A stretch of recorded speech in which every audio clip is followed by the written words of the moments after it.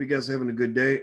I'm Dr. Boyce Watkins from Your Black World, the Black Business School, and I thought I would pop in to greet everybody and to wish you guys a good morning and a good afternoon or a good evening or whatever it is in whatever city that you're in. Some of y'all from all over the world, and so I just want to say hi to you from all over the world wherever you are. And so I may actually have a guest in a little bit. Noma Mushali Moses. She may come in. I sent her a note to invite her into the chat, but I think she's doing something with the kids. What's going on, Phyllis? How are you? Is that Sir E? I see Jay Fleming and Kay Dabby. Kay, is that Kay the baby? Is Kay the baby? Is that your name for real? I'm playing with you. Let's see here. Jaden Christian. He says no pic, bro. Yeah. Actually, with this software, it's not so easy to throw in a picture. So sometimes, when you watch the start of the live stream, you won't see a picture of the person that I'm talking about or the topic that I'm talking about. You'll see a picture from the last topic I talked about. But who gives a fuck about a picture, right? Who cares? But anyway, do me a favor, guys. If you could, please hit the thumbs up button. Hit the share button, hit the subscribe button. If you are on Twitter, if you could retweet this, please retweet this. Also, what's up to everybody on Instagram? My Instagram is The Real Boyce Watkins. So if you'd like to follow us on Instagram, go to The Real Boyce Watkins on Instagram. We have a lot of good conversations on there. And also, I want to remind everybody. We have got so many wonderful. I want to remind everybody that tonight we're doing Black Movie Night. Remember, I always tell you guys about how Hollywood is ridiculous, right? How Hollywood has an outsized, unhealthy influence on Black people and Black culture. You guys know that. Do you agree? Let me know if you agree that Hollywood, which is controlled by other communities, has too much of an impact on Black culture and Black people. Give me a yes or no if you agree with that. I think Hollywood is ridiculous. I think Hollywood, it doesn't, really respect Black people. I think Hollywood misrepresents Black people and the Black community. I think Hollywood's kind of crazy. And so give me a yes or no if you agree with what I'm saying. And the reason I bring that up is because I'm not just interested in complaining about what Hollywood is and is not doing. We do enough complaining. Black people are masters of complainerology. Like we love to just complain and sit back and hold marches and rallies and prayer vigils, praying white Jesus that white people will start being nice to us. I'm not a fan of that. I believe in actually doing something about it. I think that's a tenet of manhood, honestly. And so what we are doing actually is we are trying to do our part in helping to support the emergence of the new Black Hollywood. And so a couple of things that we're doing. Number one, you guys know that we have Boyce Watkins Films. We have a film division where we've made several movies. We made Resurrecting Black Wall Street, The Blueprint, which is a great film by Dorian Chandler. We've made Raising a Black Scholar, which is all about the Black homeschool movement and all the millions of Black people that are now educating their own children. We have made films like Democracy, a Black American horror story, directed by Madam President. What are some other projects we got? The Black Love Blueprint, also directed by Dorian Chandler, S.T. Brown, etc. So we've got a lot of good movies out there that we've done. In fact, Resurrecting Black Wall Street was the number 4 most viewed film last quarter on Quayle TV. Quayle TV, Kweli. Quayle is the Black Netflix. And so we made a deal with Quayle. Black people are doing business deals to control the industry. We're taking this shit over, and we're not doing with no Madea dress either. We're doing no disrespect to Tyler Perry, but the Tyler Perry Studios, that's the house Madea built, and Madea can have her house, and I wish Madea well, but you're not going to see us building our empire on a skirt. Like, I don't think Black men and Black women can build kingdoms when our men are wearing skirts. I think that we build kingdoms when our men are wearing armor, and when our women are, ladies, you can wear the skirts. We're going to wear the armor. So anyway, let me dig into this conversation today. This conversation has to do with a brother who as an actor. He was in the movie Get Out. He was also in a bunch of other films. He was in the Black Panther and a few other things. Let me see if I got the story in front of me. It's somewhere around here. Here we go. His name is, I hope I don't fuck it up, but I probably will. It's Daniel Kaluuya. Daniel Kaluuya. And Daniel made a statement about race that I thought was interesting and worth breaking down. I don't think it's a good or a bad statement. It depends on how you interpret it. And basically Daniel was talking about the idea of talking about race and doing films about race and being sort of cast, in, situations that are heavily racial. Hey, Noma, good to see you. Hi. Hey, so there she is. There she is. Everybody, Noma Langham with Shally Moses just joined in. Noma, I had to go without you. I was waiting. You've been taking too long. You gotta hurry up. Okay. Well, Noma Langham with Shally Moses is my very good friend, and she's been with Fly Nubian Queen TV for a while, and also she runs a charity called Pads for Our Girls down in Botswana, and the website is padsforourgirls.com, and also she's an all-around smart lady. So, Noma, the topic for today is Hollywood, and we're talking about Hollywood and the imagery that is put on to Black people from Hollywood, and just some of the issues with it, and so. Let me just start off by asking you a question, and we'll jump more into the topic in a second. What do you think? You grew up in Botswana, so you came into America, as a Black person, but not African American, but you became acclimated to African American culture. So what do you see? When I mention Hollywood and Hollywood's effect on Black people. Well, I didn't get to hear the first part of what you were talking about, but my experience lately with Hollywood and how it's having a conversation about Black people is now there's a divide between us Africans who were born in the continent of Africa and African Americans, right? And the recurring theme, bless you. And the recurring theme is that we get people who are African American who are complaining that Hollywood is giving parts to Africans that should naturally be played by African Americans. That's what I'm hearing more and more about lately. Well, what I think about the most is not so much that divide, which I think is an important conversation too, because I don't think the divide has to exist. I really don't. But I was thinking also about, I don't think so either. Yeah. I was thinking also about the agendas, whether you're talking about the gay agenda or the feminist agenda, kind of pushing that on us, like, or even interracial relationships. Has anybody noticed that you're far more likely to see an interracial relationship in a movie than you are to see it in real life? Has anybody else ever noticed that? But if you watched Hollywood, you would think that half of all couples are interracial, but that's not consistent with real life, So in terms of these agendas that they push, where the types of movies that they put out for Black people, The Help, The Butler, whatever, stuff like that. I'm not a fan of what Hollywood does. I think Hollywood has a negative impact on African American culture overall. What do you think? Absolutely. I'm always reminded of how Halle Berry and Denzel Washington got an Oscar one year. It was a long time ago now, but they got an Oscar the same year each. And what I remember at the time was Halle Berry, I don't even remember, I think the movie was called Monsters Ball, and she was in an interracial relationship. It was extremely dysfunctional. And I think, wasn't she a prostitute? Do you remember the movie? And if she wasn't a prostitute, she was behaving like one. Yeah, if she wasn't a prostitute, she was definitely a big hoe, like holy big. Yeah, and she was on drugs, and she was just in a really bad shape. And then, mind you, I love Denzel Washington. I love the movie Training Day, but it didn't escape me that he played so many roles where he was an upstanding person, and the only time he got an Academy Award, they gave him an Oscar when he was acting as a bad guy, which shows me that that's what they're more comfortable with us portraying, and that's what will get rewarded. Well, and I think that all makes sense, right? The reason I think that all makes sense is because, I don't know why anybody would expect, white people who benefit from white supremacy to do anything other than support a white supremacist system, right? The system is what makes them rich. The system is what gave them their power. So why would you expect Hollywood to do anything other than continue to misportray and oppress Black people?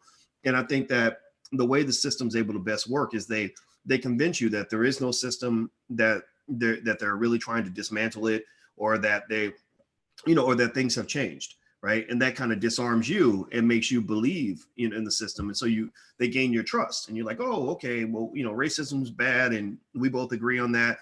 But then they start doing things that are racist, but the things that they're doing are very consistent with what they've been doing for hundreds of years. right? You know, and think about this. I mean, why would anybody dismantle a system that allows them to be powerful and for you to be weak? Like, that doesn't even make any sense. Right. Self-preservation, it goes right against their own self-preservation. Mm-hmm. Exactly. So, and by the way, I want everybody to know, first of all, I'm talking to Noma Mushali Moses from FlyNubianQueenTV.com. And we're talking about Hollywood and this actor, Danielle Kaluuya, who said that he's tired of talking about race.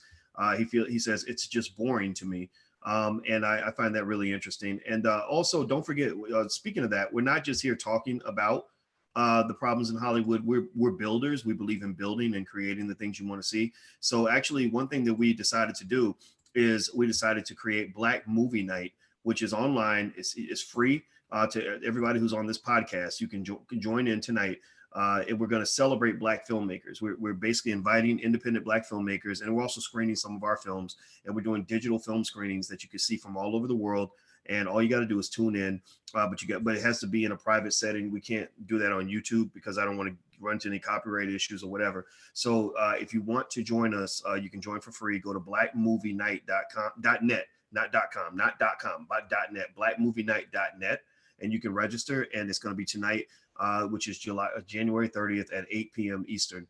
And we're going to show 3 short Black films, 3 short independent films. I watched them all. They were really good. And we're going to have we're having the filmmakers come in, and they're going to talk about the film, and the actors are going to sort of talk about their interpretation of the project. So this is how you build. This is how you create. This is how Hollywood was built. Hollywood was built by people who believed that they could create something of their own, and they did that. They were poorer than we are. They had less to work with than we do. They had less talent than we do. So it's about determination and desire. So let's go build something. So feel free to join us tonight. blackmovienight.net. Free of charge. Everybody in here, you can come in for free. There is a cost, there is a price, but you can come in for free. Just go to blackmovienight.net, and I'll let all you guys in for free and come hang out with us tonight at 8 o'clock. So Noma Langa. That's awesome, Boyce. Thank you very much. You should join us too. You're welcome, but you're going to be asleep. What time? At 3 a.m. Oh, okay. Well, maybe if you get up in the middle of the night. It'll be 3 a.m. Okay. Well, if you get some insomnia, maybe you can join us. So let me read this to you, Noma. This is what Daniel Kaluuya says. He says he's tired of talking about race. He's the guy. He was in the Black Panther in the movie Get Out. He says he's tired of being asked about race and doesn't like when he's expected to speak for every single Black person. It's something the actor conveyed to Radio Times in an interview that recently surfaced, and he talked about just wanting to be an individual, nothing more.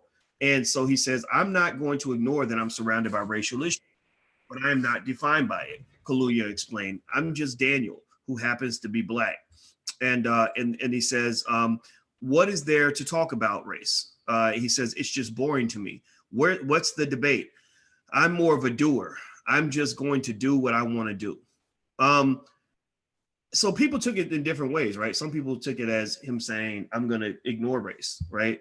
Like, I'm just, like who cares? Like, there's nothing to debate. Let's see here. He says, what is there to talk about race? What's the debate? I'm more of a doer. I'm going to do what I want to do. But some people saw that statement to be liberating in terms of him saying, look, I'm more than just a Black guy. I think the comment about him just happening to be Black, I'm not sure about that. That almost comes off potentially a little bit naive, because I don't know if y'all ever met that Negro who just thinks that he just happens to be Black, but he's just like everybody else.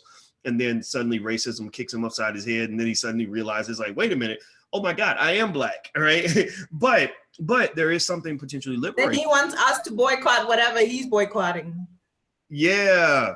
You remember, anybody remember that? Give me a yes or no if you guys remember that cop. Remember that cop, Christopher, I think was it Christopher Davis? Somebody give me his name in the chat. But it was a police officer that really seemed to he was living a wonderful white life. Like, he was kind of like an unfamous version of O.J. Simpson, where he was a Black cop, and everything about his life was white, and all of his, like his girlfriend was white, and his friends were white, and he thought racism was just, a figment of people's imagination.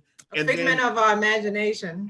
Right. And then they did something racist to him, and he totally lost it. And next thing you know, he was running around killing cops. Anybody remember that guy? You remember that guy, Noma? I remember him. I remember. Yeah. Yeah, it was a big story. It was a big story. And I do remember him. I don't remember his name, but he was out in California, or I think he was in California, wasn't he? Yeah, yeah. Somebody give me his name. Put his name in the chat so I'll know who he is. Christopher Dorner. Christopher Dorner. That was his name. I followed that story really closely. To me, that was like a real life version of like watching. It was like watching a real life version of Set It Off, when Dr. Dre was watching Queen Latifah getting chased by the cop. Like that's how I felt watching Christopher Dorner, because I kind of, I'm not, I have to fess up. Like I really empathize with the guy. I'm gonna come out the closet and say I empathize with him and what he was feeling. I don't know. I think that his actions were, they were a little bit, edgy. But it was like a lot of Black folks kind of felt that. And I think that was even before people really started waking up to police brutality and police misconduct. But before that happened, he was very, very white, and something just triggered him. Have you ever seen that before? Yeah. So no, I've not seen that before, but I do remember the story. I remember the story, and he just totally went nuts. And I think that was his wake-up call. That I mean, he's probably in prison now, isn't he? No, he's dead. So that was the end of his life. That was the end of his. Oh, right, because the cops. Well, yeah, a Black man going nuts and shooting people doesn't usually survive it. Yeah. They came. Can you tell me if you can hear me? Yeah, I can hear you. I think you may want to check your Wi-Fi speed, because it may be on my end, but it seems like your internet connection sometimes goes in and out a little bit. So you may want to check this, make sure you got a solid Wi-Fi speed. So anyway, one of the things I'll say about, Daniel Kaluuya's statement is, I'm not going to be one to say that he's right or wrong. I don't know what's in his heart. I don't know the guy. I think I'd have to see more to understand what his true perspective is. I think that you're naive to sort of go through life and say, I'm just a human being who happens to be Black, and no one's going to notice my race if I don't notice it. Like, I think that Black men have to understand, like, they're going to know that you're Black. Like, in fact, for white folks in America, especially, your skin color is the first thing they notice. That's just kind of what it is. And that includes like even liberals and stuff like that. When I used to actually do more stuff on TV, I remember I noticed that CNN, actually, every time I went on CNN, they never wanted me to come talk about financial stuff. I was a finance PhD, but they always wanted me to talk about race. They always wanted to talk about racial issues. And the people back at the Syracuse Business School used to get pissed off that I would talk about racial issues. And I was like, I can't, that's what they're asking me to talk about. That's what they are know me for now. They kind of typecast me as that, whereas actually, believe it or not, it was Fox Business that would bring me in.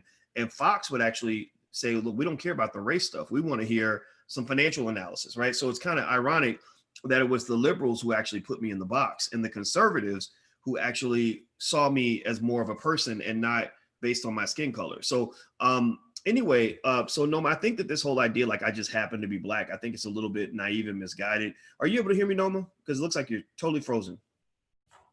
Okay, Noma's completely frozen. So Noma, why don't you bounce out and I'll just bring you back in next time.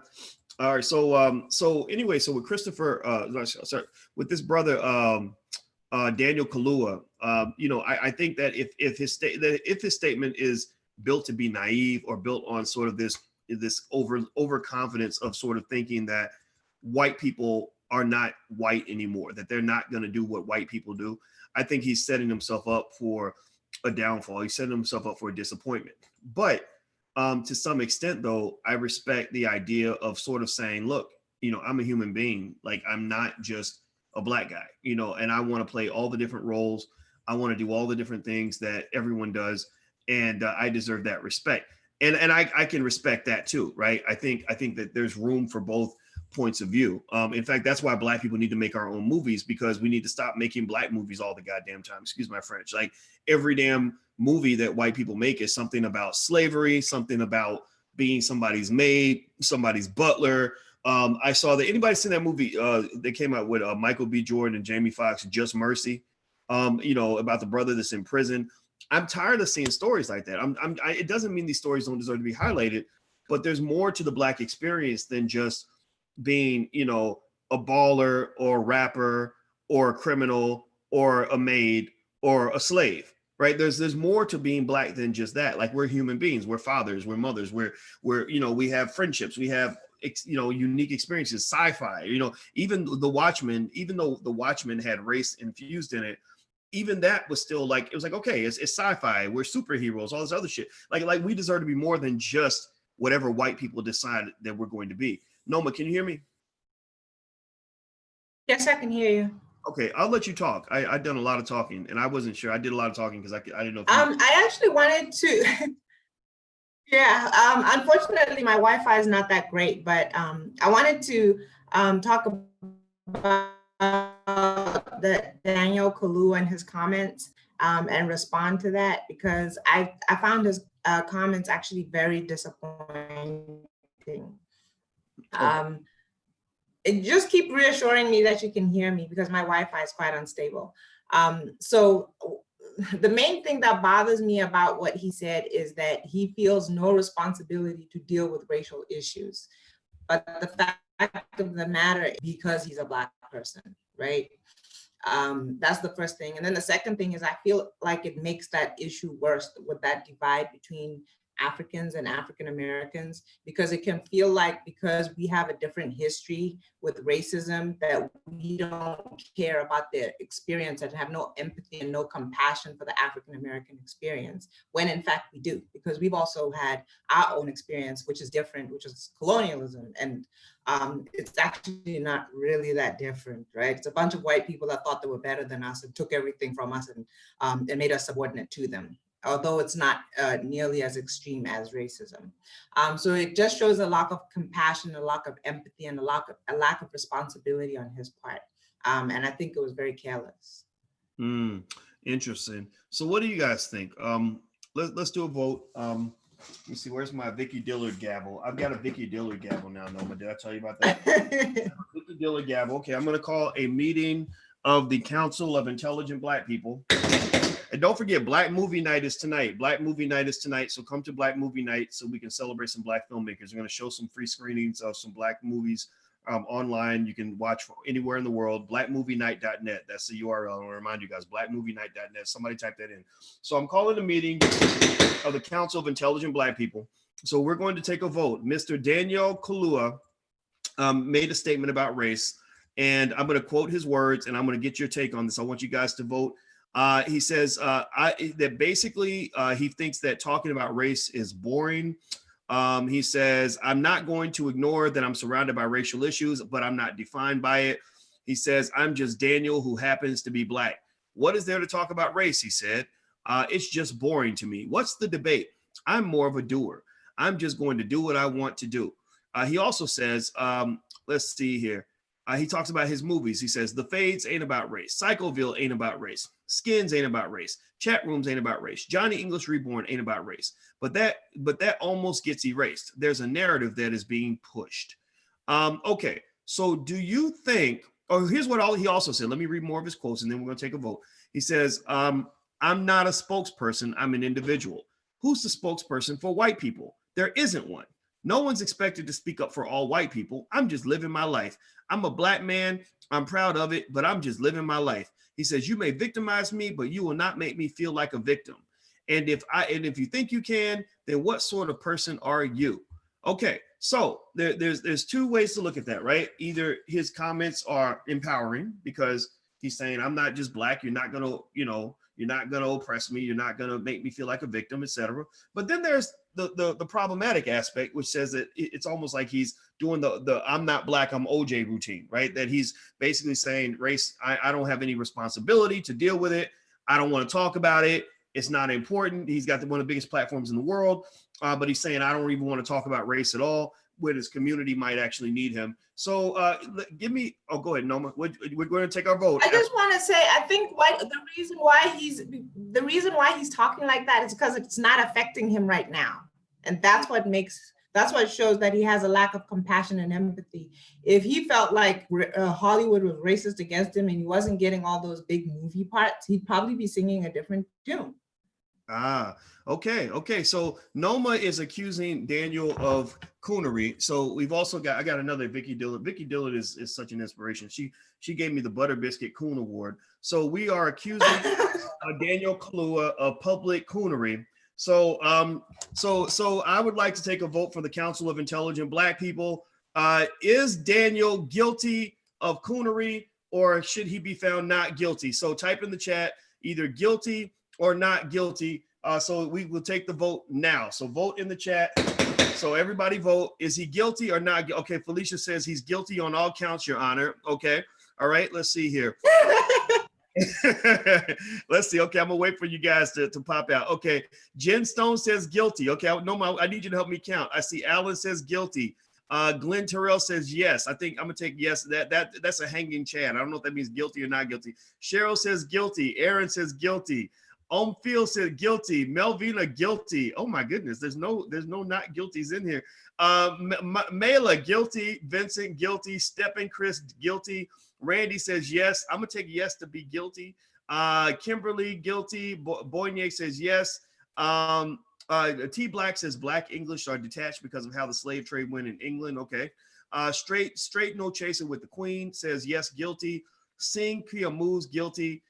Dre the Dream is the first not guilty. So I think we've got a big enough sample. I see a lot of guilties. Man, damn, wow, y'all are pretty draconian. You ought to get. Say if he had 10 counts of, charges, he's guilty 9 out of 10, because I do kind of see the empowering aspect, but he's mostly guilty. So maybe we should have like coonery in the first degree, second degree coonery, and third degree coonery. But I got to think about what that means. So by the power invested in me from intelligent Black people around the world, I find Daniel Kaluuya guilty of coonery. So I have issued my verdict, and the council has spoken. So Mr. Daniel Kaluuya, you are invited to appear before the Council of Intelligent Black People to explain yourself further. If you are watching this video, some of y'all, everybody knows somebody who knows somebody. So anybody who knows Daniel, tell him that he's been found guilty in the Court of Intelligent Black People, and that he is welcome to appear in court to explain his position. He can come on this podcast. I will never talk about a person that is not welcome to come in here and defend themselves. So I'd love to hear what he has to say, because I'm not gonna lie. Maybe y'all gonna find me guilty of coonery. I don't know. But I kind of wondered, like, what is he really saying? Because there are some things in there that I've actually said myself, in the sense of saying, I'm not gonna let white supremacy define me. I'm not gonna let white folks tell me that I'm Black first. Like I don't want to carry that around. I want to be human, right? But at the same time, I've always felt that any Black person, especially those who have any sort of influence, power, resources, wealth, whatever, that it is your responsibility to remember where you came from, and you owe a debt to that community. There is a Black tax that has to be paid, and we got some celebrities out here that ain't paying the tax. So Noma, I'll let you get the last word before we bounce out of here. What say you? I actually agree with you. That's why I wasn't willing to give him 10 out of 10, whatever the counts were, or I wasn't willing to give him 3 out of 3, because I'm kind of like you and him, in the sense that I don't think that I can sit at home and feel sorry for myself and say that those racist white supremacists did this to me, and that's why I can't get ahead. That's why I can't do anything. That's why this, because there is that danger with us Black people, is sometimes we do start to project our failures or our inability to get things done on white supremacy, right? So I think that's what he was trying to speak to, and that's what we're speaking to. And we'll say we're not going to let it define us, we're not going to let it stop us, and we're going to keep doing what we're doing. So I get that element. But at the same time, we don't get to pretend that racism doesn't exist, even if it's not affecting us as heavily or as severely as it affects other people, because that is actually a form of privilege. Okay, well, you know what? Enough said. It was an interesting conversation, and so maybe if he does hear about this discussion, maybe he can learn something from it. I think we should be open-minded and give the brother a chance and see what he really means. Maybe he'll explain further. But I personally think that the job of us in terms of developing Black media and developing the new Black Hollywood, which we will build. We're planting these seeds for our children and grandchildren. It will become a multi-billion-dollar thing. I guarantee you that. But as we build, I think that it's important for us to make sure we provide a counter narrative and provide a nuanced conversation than what we're getting from white supremacy. I think we can all agree that Hollywood it has an undeniable history of racism, and those who tend to succeed in Hollywood, Black people tend to succeed in Hollywood, are those who are most capable of ignoring that legacy of racism, because you can't go make a deal with the devil and be compensated unless you become a devil yourself, unless you're aligned with the devil's agenda. And that's the problem. You're making deals with the devil, and we know that these people do not have our best interests at heart. So I almost look at, when I see Black folks go to Hollywood and do really, really well and everyone loves them, I give them the side eye. I'm like, okay, what are you doing? What favor did you do that allowed you to get this opportunity that so many millions of other Black people out here can't get? And that's what people don't understand. You have no idea how many of your favorite Black celebrities were sleeping their way to the top, or were cooning their way to the top, or some of your favorite male sex symbols who were getting on their knees and doing special favors for another man to get their way to the top, right? That's Hollywood, right? Exactly. So I think we got to just sort of look at it with open eyes, and that's what it is. So Noma, where can people find out about you? Please, everybody, please hit the thumbs up button, share button, subscribe button. If you're on Twitter, please retweet this. If you're on Facebook, please share this. Noma, tell people where they can find you. I think she froze again. Noma. Actually, you can find me. Am I back? Yes, you are. You can find me on the Fly Nubian Queen channel. I have a talk show there, the Noma Langa Show. And then you can also find me on Facebook. I'm there as Noma Langa Sally Moses. And as always, I always ask that you support our charity, padsforourgirls.com, and also the mochamoguls.com. All right. So themochamoguls.com, padsforourgirls.com. That's our charity. They provide sanitary napkins for young ladies in Botswana, so they don't have to, miss school because of their cycle. That's really important. We got to love our girls. Kobe Bryant was a great man, and one of the greatest things about him was the way he loved his daughters. That was the thing we admired the most. Well, we all need to love our daughters. We all need to love our girls, even if that's somebody else's daughter. So Pads for Our Girls does that. Also, FlyNubianQueenTV.com, a Noma Langa Show appears there. You use the hashtag, the Noma Langa Show, don't you? Is that right? Yes, I do. Yes, the Noma Langa Show. So you can check that hashtag, the Noma Langa Show, and you can see a lot of Noma Langa's opinions. Also, don't forget, tonight we're doing Black Movie Night. I told you guys we're building Black Hollywood. So we're bringing in Black filmmakers and showing their films and using my platform to allow these Black filmmakers to get the respect and the shine that they deserve. And we have our whole schedule planned out for the entire year. We got people like Mark Harris, who made things like Black and Privileged and Black, what's it called? Black Coffee, I think that was the name of his movie. He's really, really good. But anyway, he's one of the people that's coming in. We're going to show some of our films. We're going to show films made by other people. Tonight, we're going to show a series of short films. Mark Jenkins, I think that's the name of the producer that I connected with. He's bringing in some of the actors from the film. So if you want to come and hang out with us, there is a cost, but you can come for free. Just go to blackmovienight.net. While we have seats available. So come on in anywhere in the world. You can watch online. It's blackmovienight.net. It happens tonight, January 30th at 8 p.m. So blackmovienight.net. So I'm out of here, guys. And Daniel, if you're watching, we're not trying to be mean to you, brother. But like I said, you got to hit me up, Boyce at BoyceWatkins.com.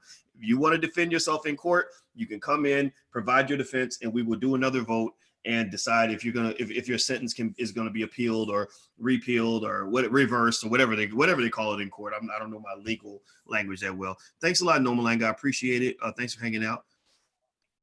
Thanks, guys. Thank you, boys. Always a pleasure. And just stay on the line, and you and I can talk for a couple of minutes. And I will see you guys soon. You guys have a great day, and we will talk to you later. Peace.